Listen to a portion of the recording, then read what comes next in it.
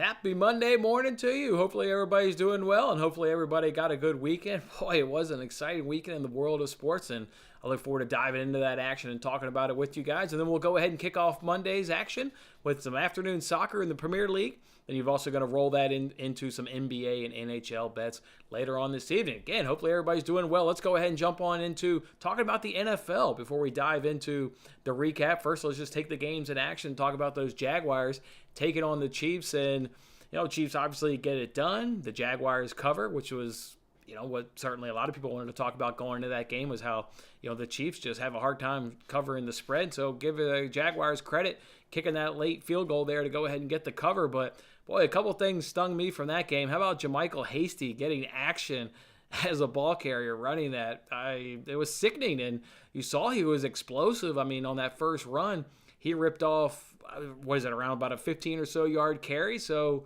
the guy looked great. We can't get any run against the Chargers, a team that can't block the run worth crap. So that sucked a little bit. And then also, I don't know about you guys, but when the Chiefs play on NBC, I hate it. I absolutely hate when the Chiefs play on NBC, and it's all because of Chris Collinsworth. He just drools all over Mahomes. I think he wants to get in bed with the guy. It's just to the point where I almost have to turn the volume down when the games are on NBC.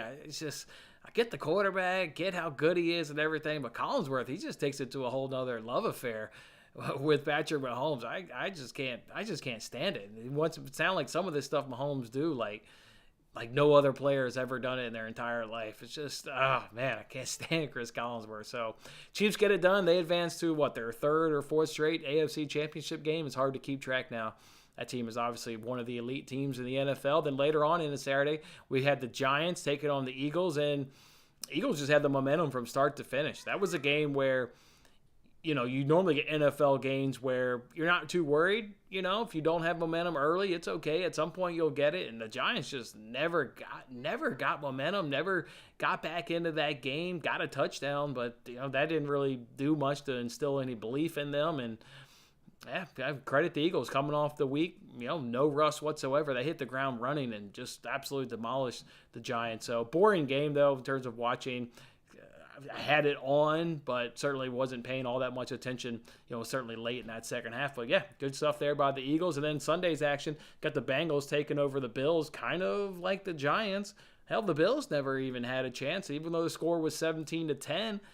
Even 17-10, even a one-score game, didn't feel like the Bills were really in that game. They never were able to get momentum, just like the Giants really couldn't get momentum. And then Sean McDermott wants to punt it on 4th and 2 in the fourth quarter. I saw nothing from the Bills' defense that made me think that they could stop Joe Burrow in that Bengals offense. So I don't know why we're punting the ball. I get it that it's around our own 25, but give it a go. It's 4th and 2. You're not stopping that Bengals team, which is now in their second straight AFC Championship game. They're full on one of the elite teams in the NFL and have one of the quarterbacks that can sustain that success for many years down to come. So, credit to the Bengals. They stuck it to the Bills. Hate losing a game in which you feel like you just didn't play your best. I wish we would have lost, 34-31 or, somewhere along those lines. And, it was like a back and forth. It was not back and forth. That was one-way traffic and a butt kicking that the Bengals put on the Bills. And then in the late game or the last game there, Cowboys take on the 49ers. Good game, low scoring, but that's fine by me. I don't need a ton of a ton of points to be entertained. I thought that was a fascinating game. Great defenses on both sides of the ball. Dak Prescott, though, turnovers showed up, and certainly have to give the 49ers defense credit, but Dak has been a little turnover prone, late in the season in big games. Sometimes that can be the difference between winning and losing a game. And the 49ers just keep on winning. They just keep stacking the wins. I've personally have been speaking highly about them for the last couple months. The Eagles are getting all kinds of love, building up to this NFC Championship game. Maybe rightfully so. It's at home, but we're not locking any bets on Monday morning for these championship games. But 49ers look pretty stinking good to me. It's gonna be a good game. Two teams that love to run the ball. Two teams that are great on defense. You saw that Philadelphia pass defense. That pass defense against the Giants was really stinking good. So we got plenty of time to talk about that. But just a good weekend in NFL, even though there were 2 of the 4 games weren't all that close.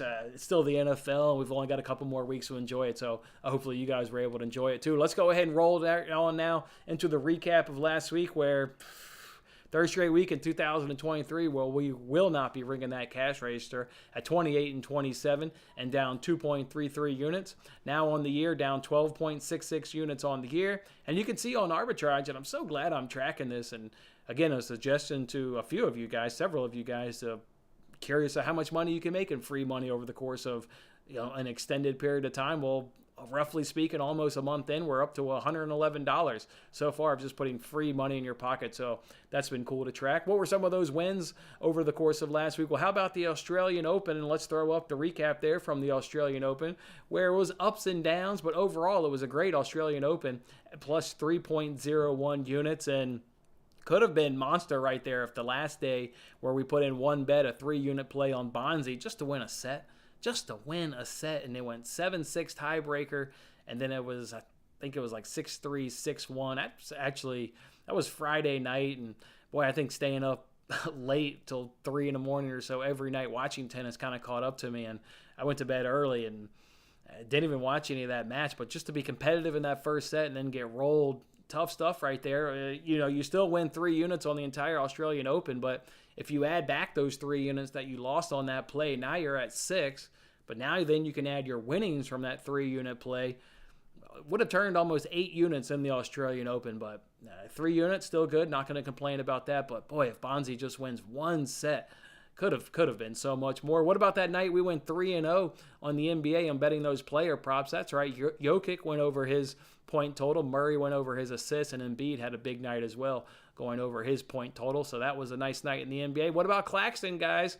Since we've shared this little nugget of Claxton over his blocks and steals, he's done nothing but cash it. Now, we've laid off a few nights because the sportsbooks changed it from 2.5 to 3.5. He hasn't missed that 3.5 too. He has not missed since I brought up that little nugget. It's on this recap here because we finally decided to play it on Sunday against the Warriors. And that was one, guys, where if you've been seeing the 3.5 number, it's been around about minus 150 juice. Yesterday we got it at minus 125. The reason it was at minus 125 was because it was against the Warriors. And if you look at their stats, they take a lot of jump shots, and they're not a team that likes to drive to the lane, where obviously if you're in the paint, that's where this guy is going to get his blocks. They're a perimeter shooting, mid-range shooting team, and he still went over 3.5 blocks and steals. So sign me up. If he's cashing, I mean, he's what? When I shared it, it was 17 in a row and 20 of 21, if I got those numbers right, which I believe I do. So it's probably 21, 22 straight, and I don't know, what would that be, like 25 of 26 or whatever? So it doesn't matter the opponent. Just bet this guy. It literally doesn't matter. He's absolutely straight cash, and I guess I'll just pay the juice whenever he plays next. And if it's minus 145, whatever, sign me up. Cashing against the Warriors was incredible last night. Again, a team that's just not very, driving to the basket like other teams in the NBA. So impressive stuff by him. And that FA Cup, we had a nice parlay of Wolves-Liverpool under 1.5 goals to be scored in the first half, and Leeds-Cardiff just give me a goal in the first half, and that was a great cash for us right there, and a nice 2-unit play too. So love cashing multi-unit plays. Tottenham shots on target against Manchester City, cashed in the first half. Love to see it, and damn needed it right there because they didn't do anything in that second half, getting their ass kicked by Manchester City after the halftime whistle, and just demolished Spurs in that second half. So good to get a cash in that game, though. What about on Friday night? Remember we talked about Nuggets going on against the Pacers, number 1 team in the NBA against dead last in the NBA. They easily won the first quarter, and Adebayo, he got over his points and rebounds in that game. So that was a nice cash on Friday. And then Kelsey and Kirk, we did that same game parlay, take a couple totals, bring them down. Kelsey, easy. He went over his normal number. Kirk was a full-on sweat. He was at like 43 yards, I believe it was, and stuck there for a while. Then he gets banged up on the second to last drive, and you thought it was over. But thankfully, he manned up and came out for that last drive and did just enough to get 52 yards, and we needed over 49.5. So good cash right there. Boy, tough losses obviously on the week, though, last week. Mentioned Bonzi there in that Australian Open recap. Yeah, he's going to make the notable losses when it's a 3-unit play and you lose one right there. And then Sanago, another one up 2 sets to love. and then couldn't hold on to it at a nice plus 320 money line, and he just let it go. So tough one right there. Bucks and Giants against the spread. I was way off on the Bucks and way off on the Giants. Both of those teams got crushed by the Cowboys and Eagles respectively. Napoli and United, both teams just absolutely punished for not getting an insurance goal.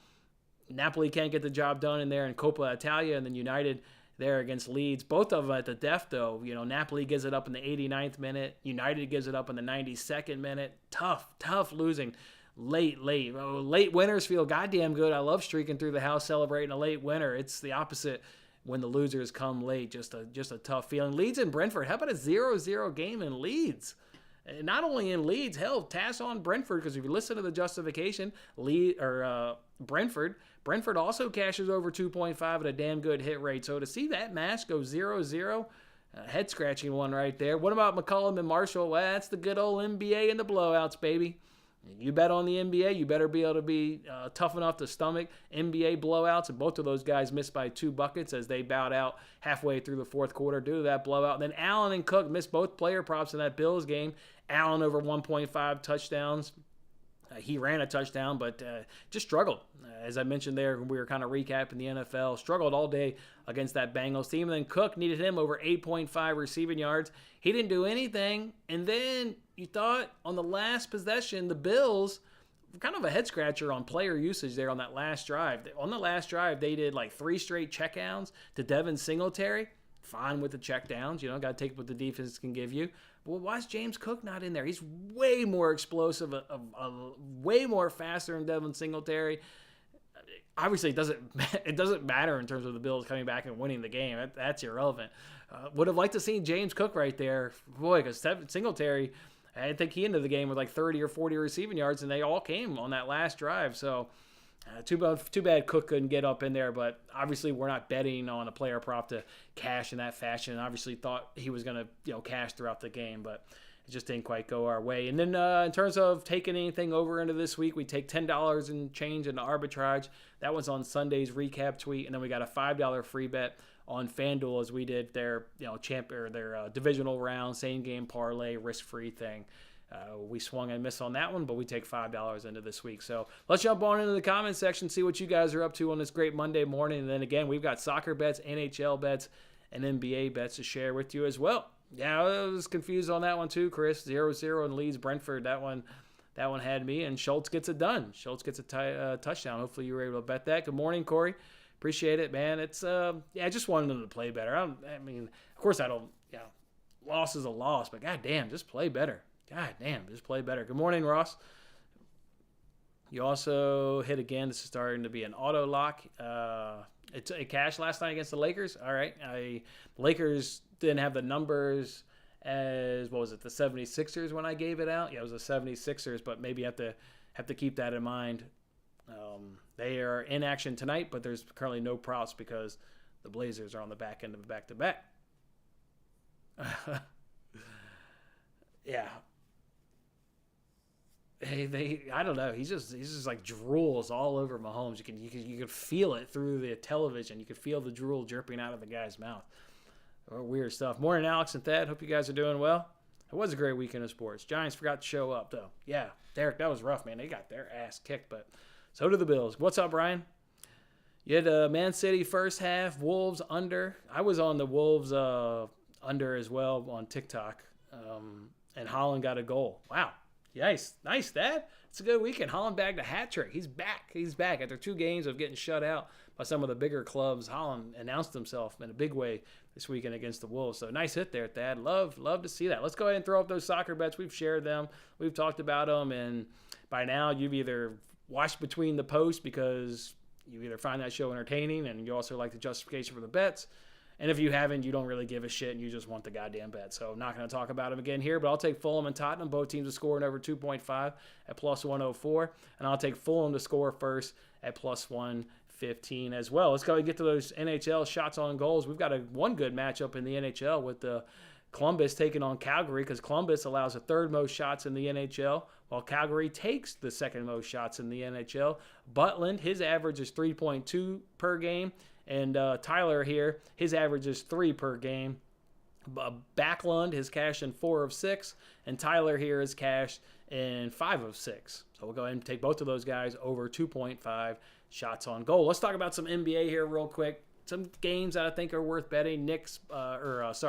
Bucks, Pistons. I don't know anything about that. Pistons suck, and they're always in the threat of a blowout, so I don't ever really want anything to do with the Pistons. Grizzlies, Kings. This is an interesting one. I've got the game projected at 233 points.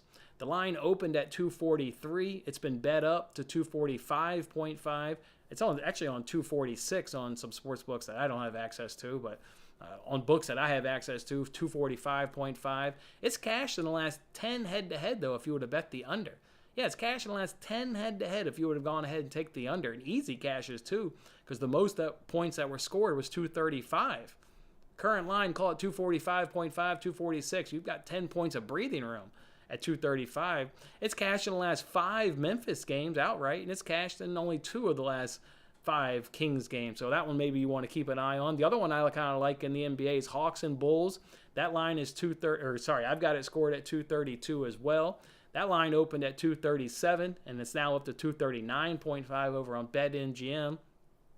These two teams have hooked up twice this season. It's cashed in 1 of those 2. It's cashed in 4 of the last 5 Bulls games. It's cashed in 5 of the last 8 Hawks games. And it's cashed in 4 of the last 5 head-to-head games when those games have been playing in Chicago, as they'll be doing tonight. So that one's one I definitely want to go ahead and keep my eye on, but the public keeps betting it up, so didn't seem like a real need to go ahead and grab it now. Spurs, Blazers is another one to keep your eye on, but I can't get there. I've got it scored at 234. Line opened at 241, or it's at 241 after it opened at 240.5, so it's only gone up a tick. 5 of the last 9 have gone under, but the Spurs just god awful. They're shitty. Go look up their opponent effective field goal percentage, last in the NBA. Opponent 3-point field goal made percentage in the NBA, last in the NBA.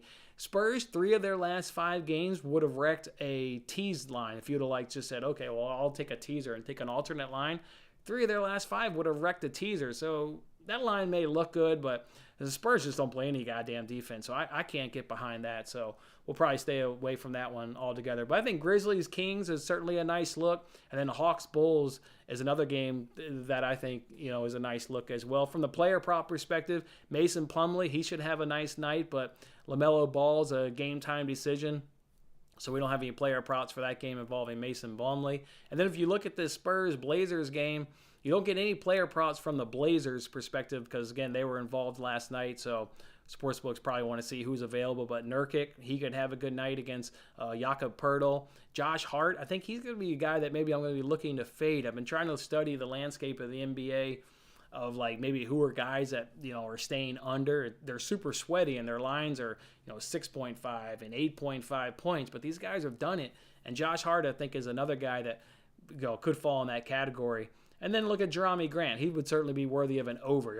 I would never take an under on Jerami Grant. The guy's volume is pretty high, but he's a nice night against the Spurs. He's got some good advantages, so I think he's a guy you want to keep your eye on. But I do have a couple NBA bets to go ahead and share for you. I am going to go ahead and take that Grizzlies Kings under 245.5.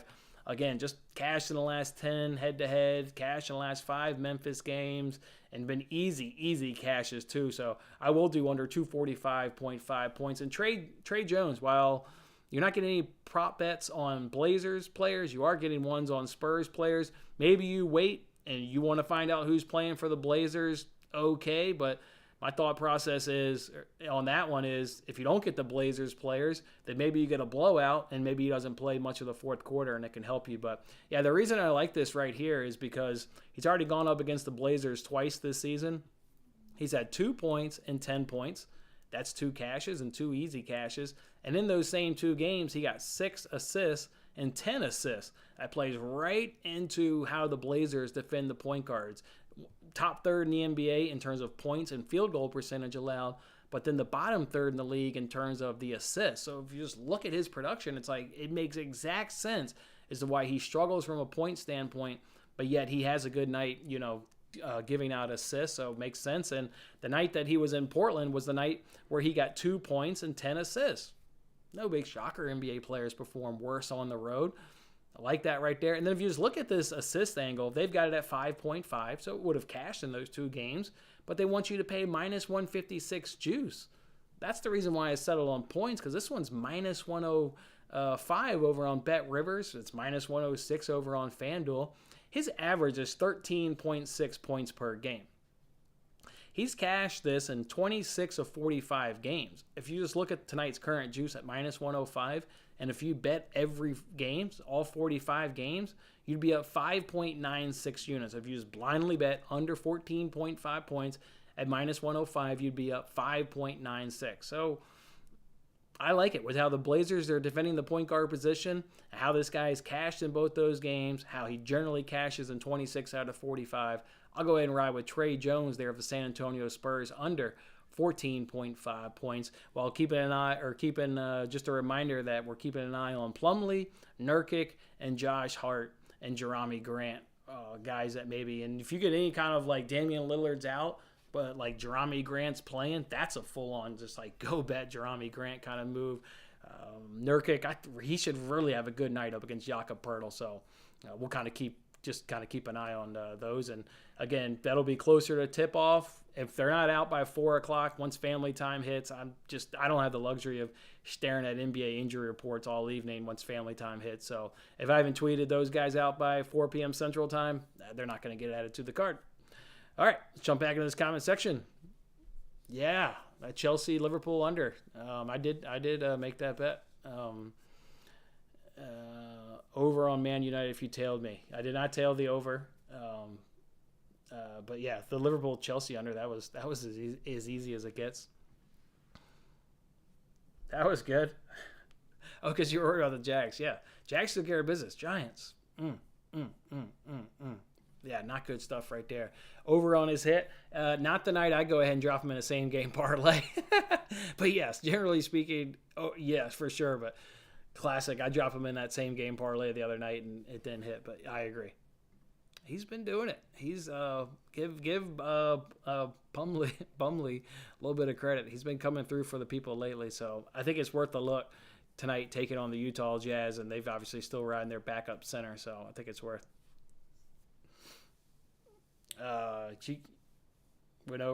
Durant, John Morant. Yeah, I mean, I don't like taking overs when I've got a game, that I like the under, but I hear you. You get the Kings at home. They usually put up, a fair amount of points, so I hear you. I'm going to,